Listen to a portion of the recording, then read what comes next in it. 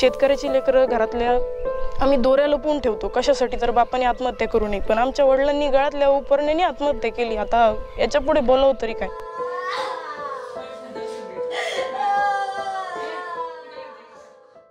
मी त्यांना विचारलं की आपल्यावर किती कर्ज आहे साधारणतः, तुम्हाला एवढं चिंता येते तर नेमकं कर्ज किती आहे. तर त्यांनी कर्जाचा आकडा मला कधीच सांगितला नाही, कारण त्यांना असं वाटायचं हिचं अभ्यासात चित्त लागणार नाही. फक्त एवढं सांगितलं की हां आहे 2 बँकांचं कर्ज आहे, बँक ऑफ महाराष्ट्र आणि IDBI बँकेचं कर्ज होतं. शेती केली, होळी केली, कर्जातून मी या धरतीला कंगन साडी चोळी केली, आणि आता असं झालं की राख उचलली त्यांनी माझी आणि बंदुकीची गोळी केली.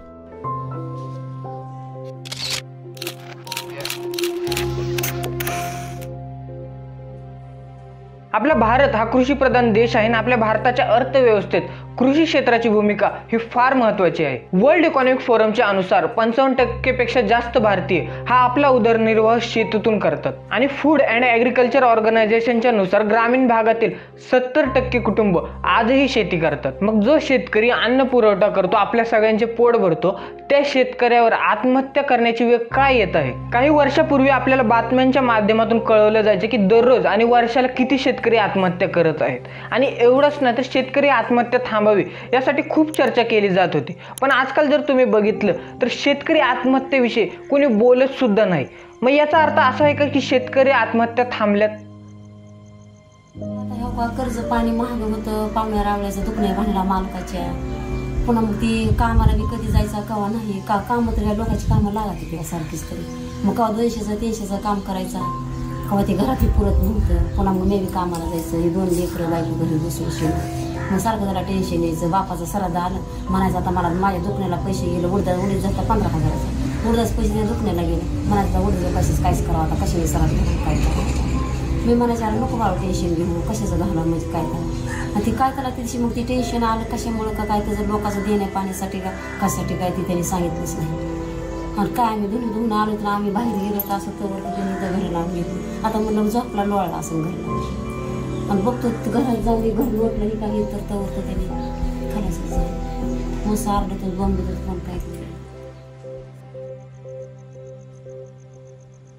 डिसेंबर 2023ला नॅशनल क्राईम रेकॉर्ड ब्युरोने एक डाटा रिलीज केला, ज्या डाटावरून असं दिसून आलं की 2022ला कृषी क्षेत्रातील 11,290 जणांनी आत्महत्या केली. स्क्रीनवर जो तुम्ही डाटा बघत आहात याचं जर तुम्ही निरीक्षण केलं तर तुम्हाला समजेल की दरवर्षी कृषी क्षेत्रातील आत्महत्याचं प्रमाण हे वाढतच आहे. आणि हा डाटा जर तुम्ही नीट बघितला तर तुम्हाला एक गोष्ट लक्षात येईल की दरवर्षी 5 ते 5,500 फक्त शेतकरी आत्महत्या करत आहेत. आणि याच रिपोर्टमध्ये पुढे डाटा दिला आहे, तो जर डाटा तुम्ही बघितला तर यावरून तुम्हाला लक्षात येईल की महाराष्ट्र हा शेतकरी आत्महत्येमध्ये टॉपला आहे. आणि महाराष्ट्रामध्ये 2023ला 2,851 शेतकऱ्यांनी आत्महत्या केली आहे. जेव्हा शेतकरी आत्महत्या करतात तेव्हा याचा धक्का कृषी क्षेत्राला बसतो, अन्न पुरवठा खंडित होते, आणि एवढंच नाही तर जी आपली फूड चेन आहे ती देखील धोक्यात येण्याची शक्यता असते. आणि शेतकरी याच्या पुढे जर आपण गेलो तर कल्पना करा त्या कुटुंबाच्या वेदनांची, दुःखाची, ज्यांनी आपल्या प्रिय व्यक्ती गमावला आहे. शेतकऱ्याच्या आत्महत्येनंतर घराची पूर्ण जबाबदारी ही त्या महिलेवर आणि घरातील लहान लहान मुलांवर पडते, आणि बरेचदा त्या कुटुंबाला जगण्याची इच्छा सुद्धा राहत नाही. वडिलांनी का बरं असं केलं, आम्हाला एकटं का टाकून गेले. वडील होते तेव्हा भरपूर स्वप्न होते, पण आता स्वप्न राहिले नाही. जेव्हा वडील होते तेव्हा घर असं सुखमय वाटत होतं, आणि सगळ्या काही नंतर वडील गेल्यानंतर एवढं बिलकुल घरामध्ये एक क्षणसुद्धा राहावं नाही होतं वाटत. त्यांच्या साठपणी येत होत्या, मानसिक अवस्था पूर्ण काही ढासळून जाते सर, काहीच करावं नाही वाटत. काही वडील एका घराचा आधार असतो ना, त्याच्यामुळे पूर्ण काही जबाबदारी स्वतःवर आल्यावर नंतर असं खचून गेल्याने वाटते. कोणाची मदतसुद्धा मिळत नाही त्यावेळेला, सगळं काही एकटं पडल्यावर वाटते. आपण रानामध्ये एकटं असं वाटते स्वतःला. जेव्हा प्रश्न मोठा राहतो तेव्हा एकटं राहतो सर, असं वाटते संपवून टाकावं खरं स्वतःला.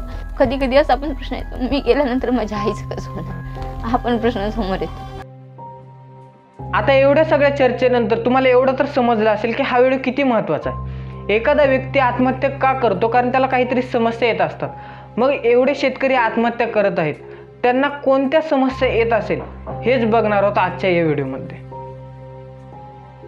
Country's agrarian crisis. The crisis now has an official toll. The Maharashtra government has now said that as many as 1,000 farmers have committed suicide in the state in 2015 only. Taken their own lives is here right here in Maharashtra, particularly in the Marathwada region. The numbers are already more than 400 farmer suicides in the first 3 months This of is this the year. third successive year of drought in Bundelkhand. The losses have piled up so much that there is nobody other than the government that these I farmers lived can with turn to. honor but see no alternative. How do I repay my loans? I have no respect left in society. It's foolish to commit suicide, but there Eknath is no Khillar's other body option. was found hanging from that neem tree in his very own field, where once again the cotton crop simply failed him. 300,000 farmer suicides in India over the last few decades, and that's extraordinary. And I really don't know of any other case, any other country whose where you husband had committed that many suicide cases. in Vermont. He wasn't getting any money from cotton. He chose death over distress.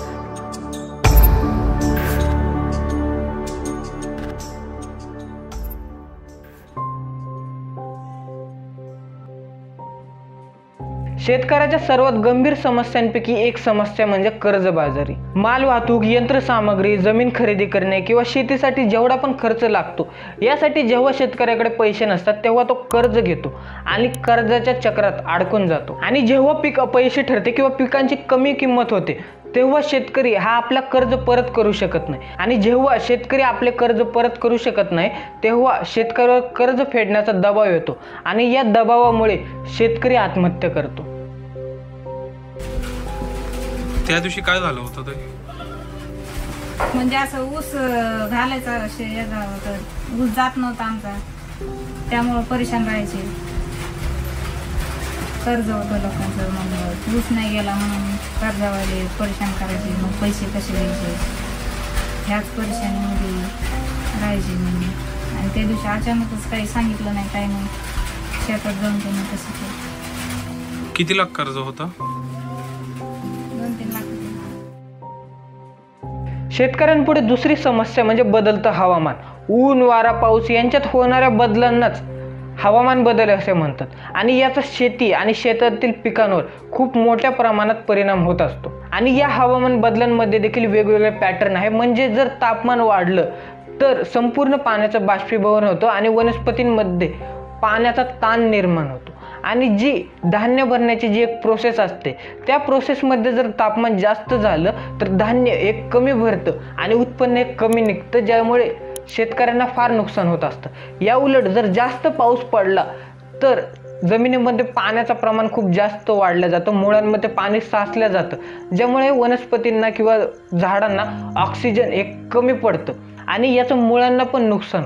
हवामान बदलांचा परिणाम पिकावर आणि उत्पन्नावर होतो, ज्यामुळे उत्पन्न हे कमी निघते. आणि जर उत्पन्न कमी निघलं तर शेतकरी कमवणार काय आणि खाणार काय? यामुळे बदलतं हवामान ही एक फार मोठी समस्या आहे शेतकऱ्यापुढे.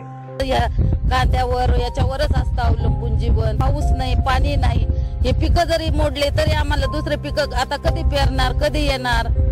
आता आम्ही काय करायचं? आम्ही कशावर जगायचं? आम्हाला काही सरकारने मदत करावी. लाखो रुपयाचा खर्च वाढलेला आहे, त्याच्यामुळे शेतकऱ्याला आत्महत्या केल्याशिवाय पर्याय नाही. शेतकऱ्यापुढे तिसरी समस्या म्हणजे वाढत्या किमती. खत असो, रसायने असो किंवा बी बियाणे असो, प्रत्येक गोष्टीच्या किमती ह्या फार वाढल्या आहेत. आणि वाढत्या टेक्नॉलॉजीमुळे ट्रॅक्टर असो किंवा कृषी उपकरणे असो किंवा यंत्रणा असो, या प्रत्येक गोष्टी या शेतीसाठी फार महत्त्वाच्या आहेत. पण या गोष्टी फार महाग आहेत आणि शेतकऱ्याला परवडत देखील नाहीत. बियाण्याचे भाव जास्त वाढलेत आणि आता परवडत नाही शेतकऱ्याला ते घ्यायला. कारण की थोडं ज्यावेळेस शेतकरी 10 पोती वापरू शकत होता त्यावेळेस आता 5च पोती वापरू शकतोय. गेल्या वर्षी परिस्थिती डिझेल का स्वस्त होतं, 65 रुपये होतं. ह्या वर्षी डिझेल वाढल्यामुळे सगळे भाव वाढलेले आहेत. नांगरट 1500 रुपये, पाळी मोगडा 800 रुपये हे भाव झालेला.